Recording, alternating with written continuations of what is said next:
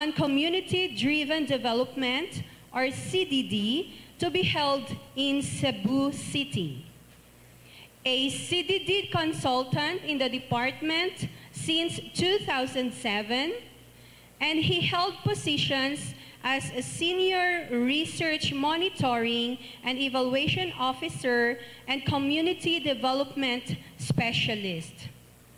He is currently the Deputy Regional Project Manager of DSWD Kalahi Seeds Project in Region 6.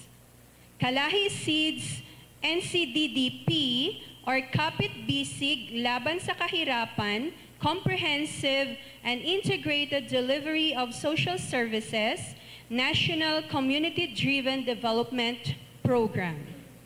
Ladies and gentlemen, let us all welcome our first speaker who will talk to us about community-driven development. Let us give him a warm applause, Mr. Leo L. Quintilla. First of all, congratulations, organizers. The College of, the Graduate School, Doctor of Management Program. Kay Dean Molina, Dean Elena Berger, Dean Varge, thank you very much, surrounded by the deans. It's nice to be back sa CPU after so many years. Ang una-una ko kinubra is to nag-take some pictures. Sa field, I miss seeing Lolo Panyong playing sa football field. Sa nakita akong amon old high school building, nagali subong College of Computer Studies. Okay. Sa nakita ako ang Valentine, na-miss ko na si Ma'am Feli David at si Dr. Chin. Okay. So it's good to be back sa CPU. I really like the title of the program, or this symposium, Rural and Urban Development. It is very difficult to delineate nowadays what is urban and what is rural. Or sometimes we now call this rurban. Because investors are coming in, invading what we call before the rural areas. And some anthropologists and sociologists would mean urbanization in the Philippines is simply a product of rural poverty. Because in urban areas, there are a lot of problems brought about by rural poverty. So meaning, it's very difficult to delineate what is urban development from urban development. Many symposium would simply focus on urban, other symposium would focus on rural, but I'm glad that this symposium focused on both urban and rural. The title of my presentation this morning, I will focus on one technology in rural development, and that's what we call the community-driven development. I will also focus on the project being implemented by the DSWD, and that is the Kalahi Seeds Program. By the way, sino na sa aton nakabati isang Kalahi Seeds in your areas? Si Ma'am, si Dean, sino pagit? Ma'am, from what municipality, Ma'am?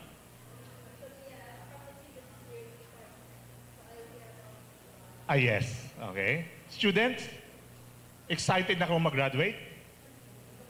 5th year din, no? Okay. We will hire you pag nag-graduate na kamo. Okay.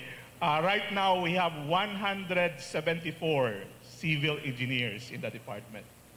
Gani ang DSWD, sometimes may identity crisis na. Are we social workers or are we engineers? By the way, sa tanan na engineers nagsulod sa DSWD, pagsulod nila civil engineers, pagwa nila social engineers.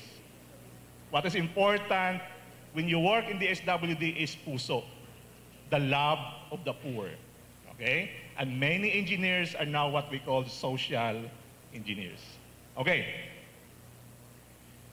This is the outline of my presentation. First, let's define some meanings. What is rural poverty and how CDD is dealing this rural poverty. Second, we will try to define what is CDD or community-driven development. And I will discuss something about the Kalahi City experience, ang iya nga expansion, especially ang atong na scaling up. Because right now in Region 6, we are in 116 municipalities. Then, sa interest of the academe, we'll offer some opportunities. We'll open our project for research. We'll open our project for extension and possible technical assistance providers. Right here with me, our two engineers, Engineer Dulia and Engineer Rex Galero from CPU College of Engineering. Engineer Rex. Okay. Sige. So what is our definition of rural poverty? Okay? This is a condition of deprivation where rural people are denied of the following: participation in decision-making. Okay? In rural areas, we have political elites. We have what we call the municipal elites that decide kung anong projects, that decide kung anong kinahanglan, but never take the poor as part of the decision-making. This is one objective or a program, empowerment of the communities. Second, opportunities and access to basic services. Many of our rural areas have difficulty accessing health. Wala sang health centers, wala sang dalan, wala sang eskwelahan, mabudlay ang pagkadto sa market, etc. They are deprived of opportunities and access to basic services. Third, ownership of asset. Okay? We know naman in Negros Occidental, one barangay owned by one owner. In many cases, development project cannot work in that areas because kung anong hambalon ni Toto, amo na ang matuman. Okay? So wala sila sang ownership of asset and to allow sustained income. And the last definition, resources to meet basic needs. Okay? Meaning, the definition of rural poverty is simply the P-O-O-R, or the poor. Okay? And DSWD, the Kalahi Cities Project, is trying to address this issue. Okay. The strategy of our project is what we call community-driven development. This is a tool in community development and community organizing, tested approach which empowers communities to take control. The key word here is take control of the planning, implementing, and resource investments in their locality. Okay? Simply, the formula is this. Okay? The community decide, the community control resources equals community-driven development. The role of the department, the role of the government is to assist information, training of the community for them to decide and control over resources. Okay. So what are the challenges of this program? Okay. Communities identify poverty challenges. Okay. Sang unang approach is ang babaw, ang ka-decide, nagabaton sa idalom. The approach of CDD is very simple, the bottom-up approach. Okay? The community identify poverty challenges. The question is, nga aga pamigado kami? Anong mga rason? Wala kami isang access sa banwa, wala kami isang health station, wala kami isang eskwelahan, etc. Okay? Identify project solutions, actions to poverty challenges. So given the problem, what will be your response? what will be our priority. Every year, nag-flood sa among community. So what will be our solution? The community have a very creative solutions na hindi kung kisa mabalaan sang isa ka technical person. Okay? I will give example later. Exercise control of resources for community projects. What is important in CDD, invest sa community. At the same time, ang community ang ga-decide sa ilang funding. Paano gastuhon ng kwarta, diin mamakal, paano implement ang project, and how to monitor the project. Okay? And partners sa aton mga local government agencies, NGOs, and civil society organization. Okay? So this is about Kalay Seeds. Kalay Seeds here to empower communities, improve local governance, and reduce poverty. Okay? Social components would include social preparation, meaning training of the communities, the barangays, grants for community projects, kinatagaan sila sang grant to implement their project, and project management also. Okay, this is our portfolio. This is national figure, but I can give some local figure later.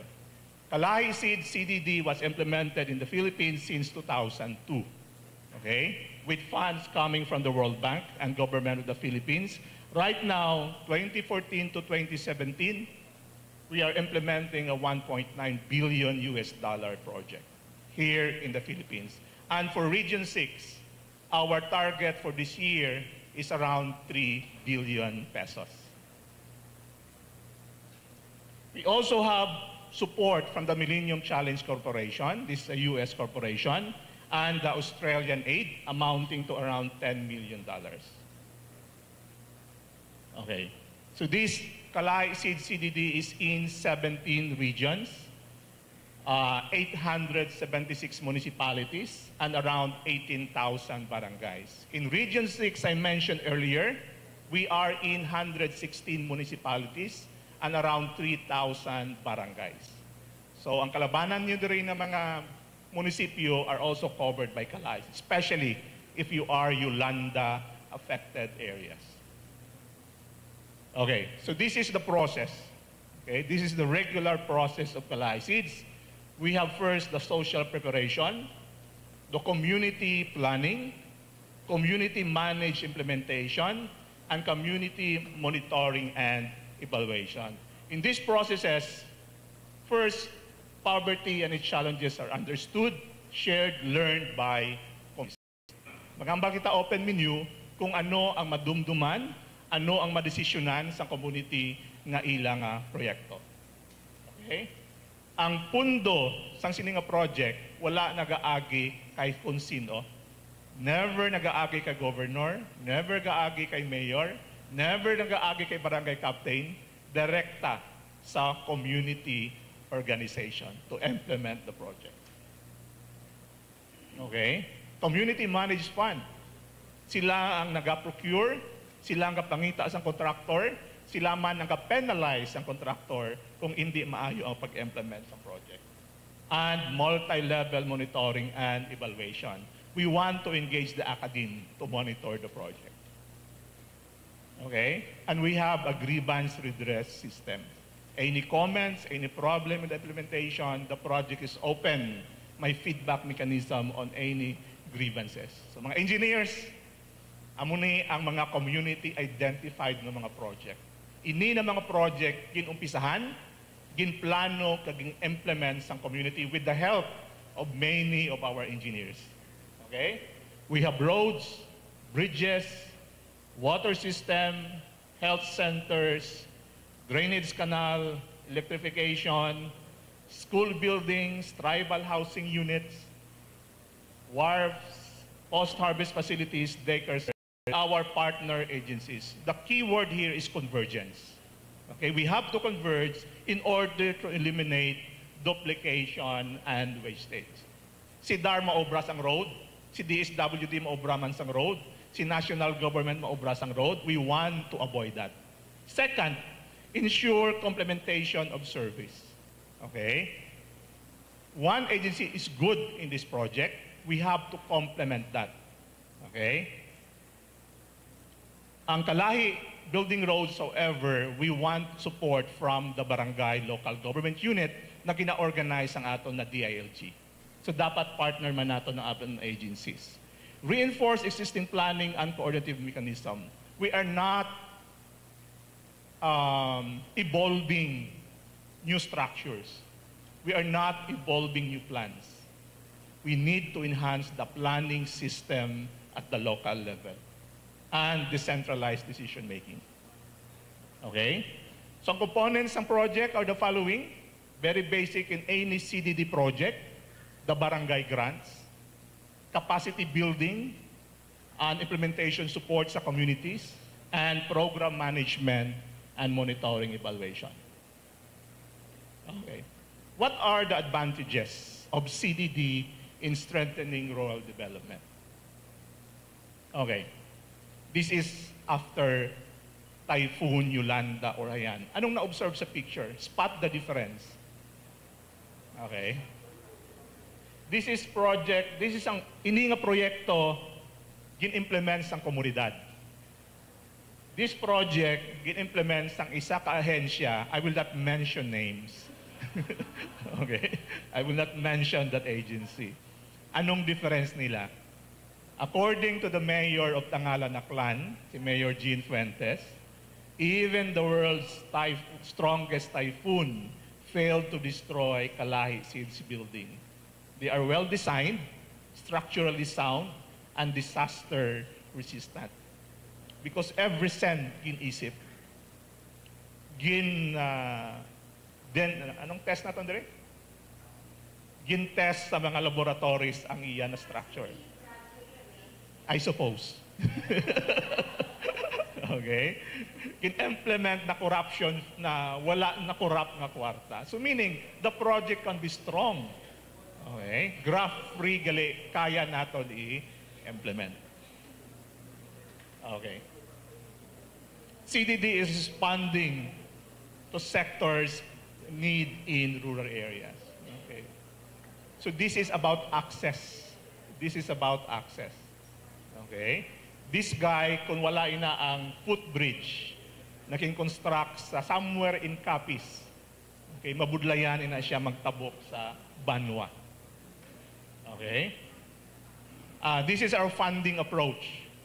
Okay. One fund concept. Okay. Ang tanan na pundo sa project makadto sa community account. Never sa account sang barangay. Okay? Kung si mayor may gusto ihatag sa barangay, isulod niya dira. Si private individual, pwede dira masulod. Okay? Kung si governor maidugang sa project, dira niya man isulod. That's the one fund concept. Okay? In Ahoy, Iloilo, we have an individual. For 50 years, wala sang new building ang ila elementary school. Pag-abot sang Kalahi, that individual donated 300,000 pesos. Okay, for the project. Okay? In one barangay sa Capiz, nag-barangay assembly, how can we help the Kalahi project? Naghambal ang komunidad, kada balay madonate 1 sack of cement. Automatic, you have 260 sacks of cement. That is counterpart. Okay? Maisa ka tigulang ka bit-bit, isa ka kilo nga lansang. This is my contribution to Kalahi Seeds Project. Okay? We recognize local counterpart. Cash and in kind. Maisa ka kapintero, ang sweldo niya 250. Sir, ang batunon ko 200 na lang. Ang 50, ibilin ko sa project. The spirit of bayanihan, the spirit of Dagyao, the culture of Dagyao, we want to revive that in community development. Okay, these are some of the KC projects completed in Region 6. We have water system, increased access to safe and potable water. School building, this in Barotac, I guess. Improve access to education, improve school facilities. This is in Carles Health Station. This is in Kalinog, okay, post-harvest facility. Okay? This is, ano na siya? Guys, engineers, any idea?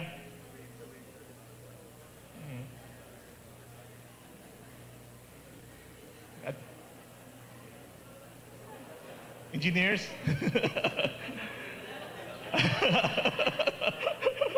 Okay, this is not cemetery.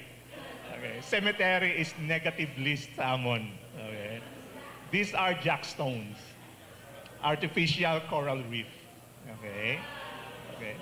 So meaning community can very creative. Okay, this is a rebel war protection in Aklan. Because during Typhoon Haiyan and Typhoon, inabutang nila sa suba para i-protect sa ilang river. Unang katabok-tabok na sila, now they have a very good bridge na kin-implement nila without contractor. Community lang ang nag-obra. Sila lang. Okay.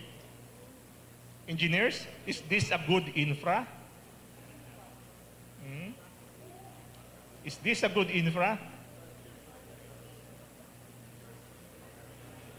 Kakita ka mo Taytay na may right turn? Okay. This is in Barangay Talakagay, Hinubaan. The question is, ang tanan na Taytay dapat diretsyo. Tama, engineers? Okay. The problem is, nga nagtiko. Okay. The standard says that bridges should be straight, especially the approach. But in CDD, anything can happen. In community-driven development, anything can happen. Why? Because the landowner sa Piak wala nag-donate. Okay? Ang asyendero sa Piak, okay? Yeah, okay. Dapat diretso ang design, pero ang asyendero wala nag-donate, the community decide, kung hindi mag-donate, hindi natin pagsaylo yung Taytay. Palikoon lang sa Piak nga lote. Okay? So in CDD, anything can happen. Okay? Subong, may ara kami project nga, proposal last year, water filtration system with Tricycad. Okay? Tricycad. Buot silingon, may refilling station ka, but because rural areas, may Tricycad na component na ma-deliver sang tubig. Okay? So meaning communities can be very creative and imaginative sang ilang approach. Okay? This is a river flood control. And this is a project in Don Salvador Benedicto, Negros Occidental. The problem sa community is, they are what? Beneficiary of the CARP. Okay? May klowa sila, may duta sila. Pero hambang nila, sir, maskin may duta kami, wala kami isang production support. Okay? Gamay lang duta namon, hindi kami ka-afford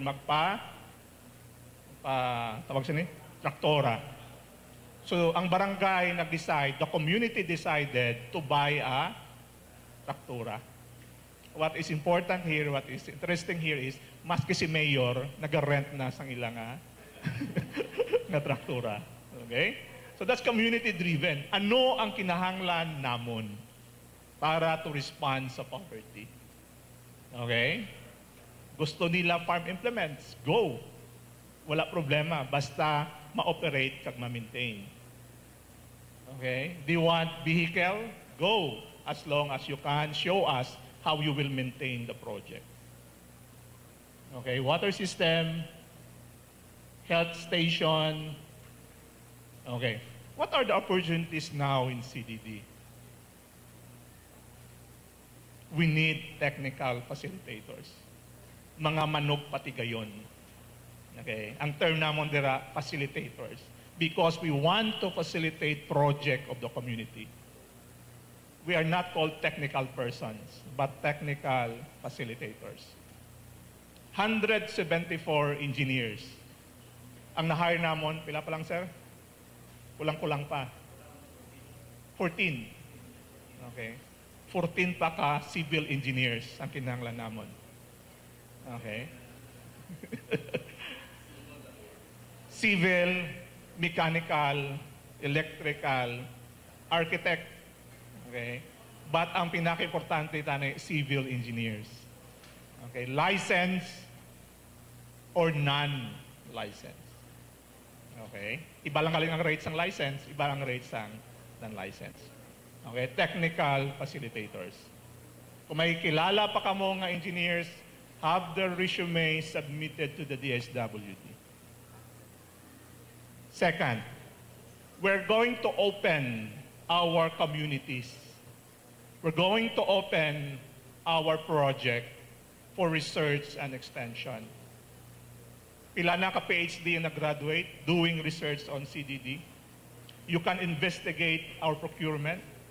We can investigate our project implementation. You can investigate our community empowerment. You can even have technical research in our field. How strong are our bridges? How strong our schools? How disaster resilient our design? You can do that as an extension and research. Here, Talakayan, sa mga social sciences, we're open to engage us in assessment of the project. Talakayan, on-the-job training. Okay? Kung mga engineers ka mo na gusto mag-OGT sa department, pwede gid. Just write your letter. Field school. I know na may field school ang CPU, may project ng CPU sa Libakaw. Gabonggoanay lang ang naik.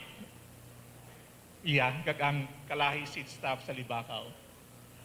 Field school and research potentials. And we need service providers. These are experts, specialists. The community need somebody na mag-survey sa ila. The community need to study their water system project, kung mag-last ang water system. We need laboratories. Tama, engineer? If CPU will open their laboratories, the community will pay testing sang materials. Field density test, ano pa? Tensile test, ano pa sir? Compression test, etc. Okay, we have budget for that, for testing. Planners, we need surveyors for road and water system and other complicated community projects. Bridges are complicated. Okay? Income generating project, kung sino ang manami mag-ubra sa feasibility study, we can engage them. Okay? This is more of an announcement, an advertisement. Okay. Then project supervision and monitoring. Summer is near. Kamu na mga civil engineers. Pagbalik ninyo sa inyong komunidad, lantawan nyo kung may kalahi seats. If you want to engage them sa project supervision, please do so. Okay? Anong project? Paano kami makabulig? As part of our commitment and support sa project. Okay? And last, we need somebody to prepare sub-project completion report, cost-benefit analysis, and all that documents na kinahanglan sang komunidad. Remember, our community volunteers are sometimes challenged sa education. They are grade 4 graduates, elementary graduates, etc. Okay? And mind you, maski farmer ka lang, grade 6 student ka lang, you are signing checks worth millions. Okay? So we have to train them sa fiduciary controls. How to write sa check and how to sign sa check. Okay? We need financial management specialists also. Okay? Municipal finance analyst. Ang kinaubra namon sina, ginapasirox namon na yung check tapos praktisan ngalan, amount, not to waste the check. Kung perfect na, ma'am, amo na yung final. Then mamangkot na sila, sir, mapriso bala ako. Okay? sign na niya 1 million para sa contractor. Now, The rich, because poverty is experience. when you say rural, talagang parang very poor. And then ngayon sa urban naman place, pag sinabi mong urban, hindi na kayo na urban and you have, meron ka. Pero yung urban na nakatira sa mga squatter area, especially in Manila, that's an urban area.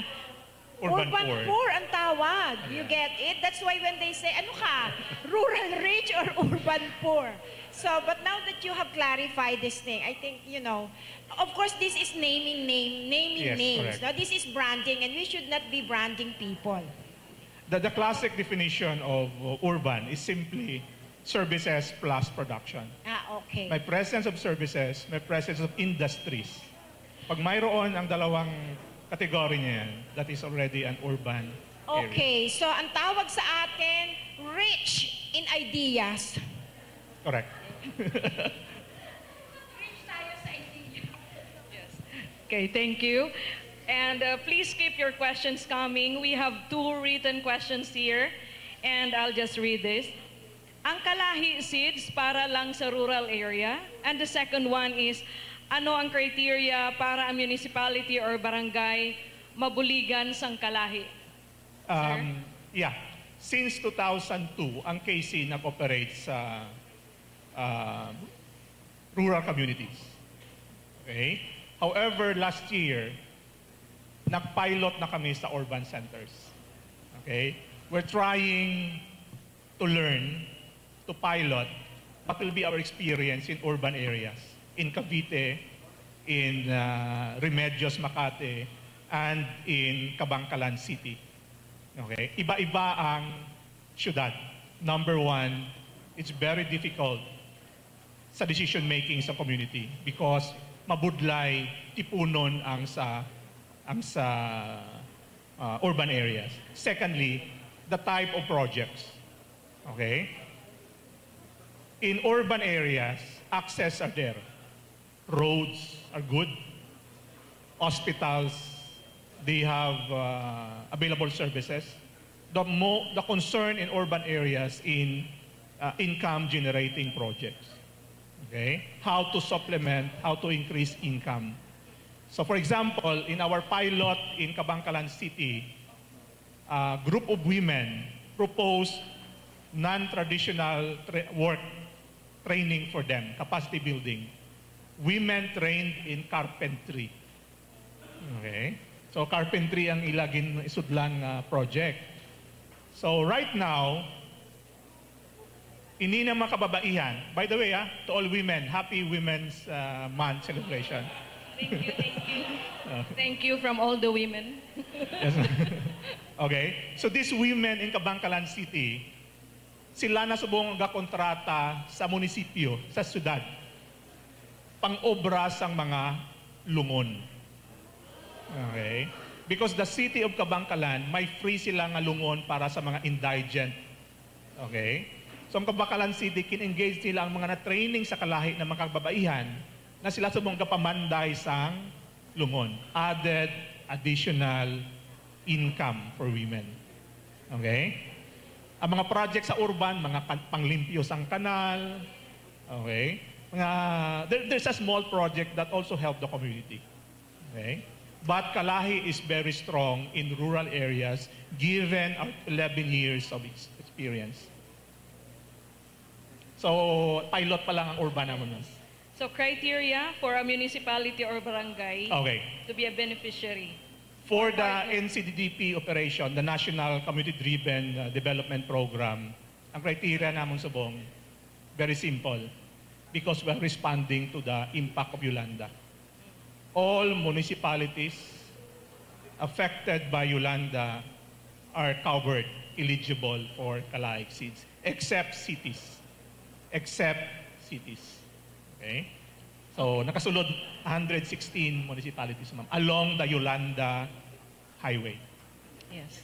Thank you. So I'll think I'll just make a follow-up question on this because they're asking about criteria.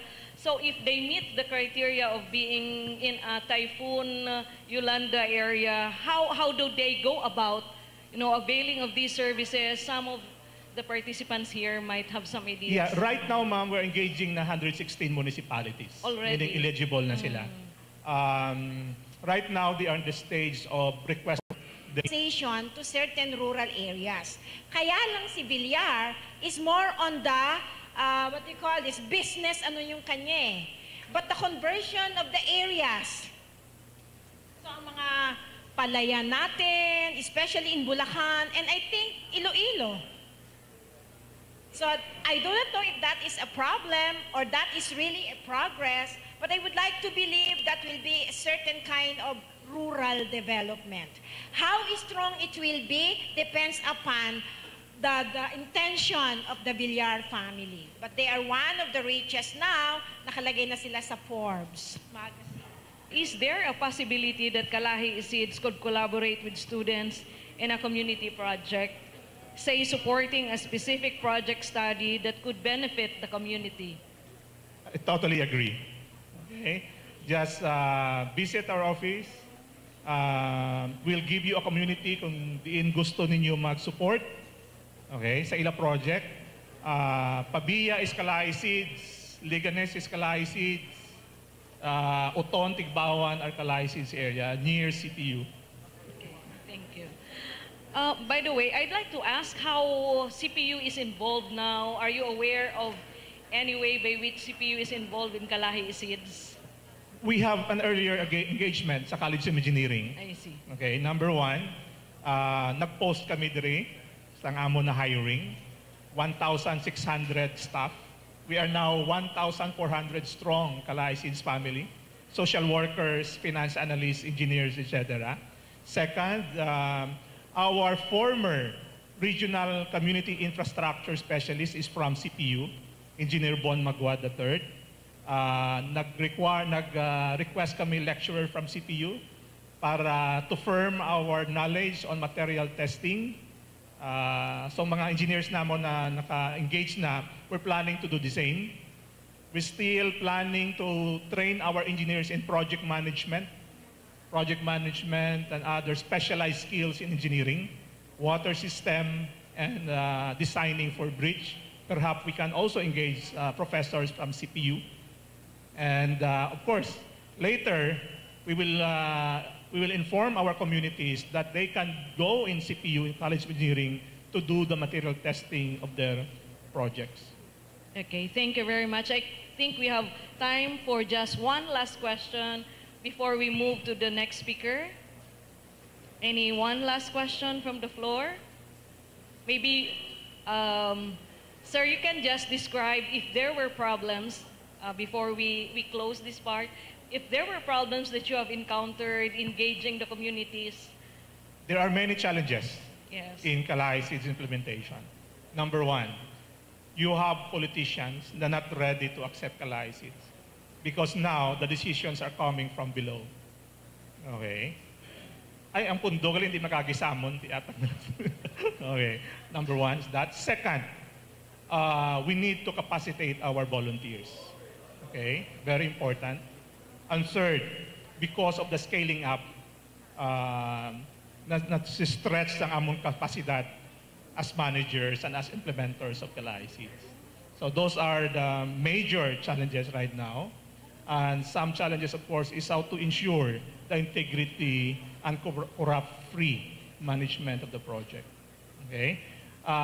May request lang ako, ma'am, because I think the engineering here, we need also to inform them ang technicals as will be